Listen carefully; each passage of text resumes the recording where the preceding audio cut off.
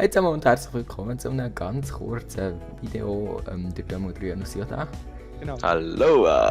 Genau, und es geht darum, dass wir uns, also beziehungsweise, dass ich die Idee hatte und die anderen keine andere Wahl hatten, dass wir ein Q&A machen oder so etwas, also einfach so, also ihr könnt Fragen unter das Video schreiben, was mich interessiert, egal was, ob zum Gamen oder zum echten Leben, also wenn es natürlich zu private Fragen sind, dann sagen wir, wenn wir es nicht beantworten wollen, aber dann könnt ihr einfach eure Fragen hier unter das Video in die Kommentare schreiben. Ihr dürft hier 10 oder 20 oder 30 Kommentare schreiben, wir nehmen einfach alle Fragen, die kommen, außer eben, wie gesagt, wenn es eine Frage ist, die nicht angepasst ist oder von uns nicht passt, und wir probieren die nachher im Video zu beantworten und das ein bisschen so, ja, so ein bisschen schön darzustellen und designen und bla.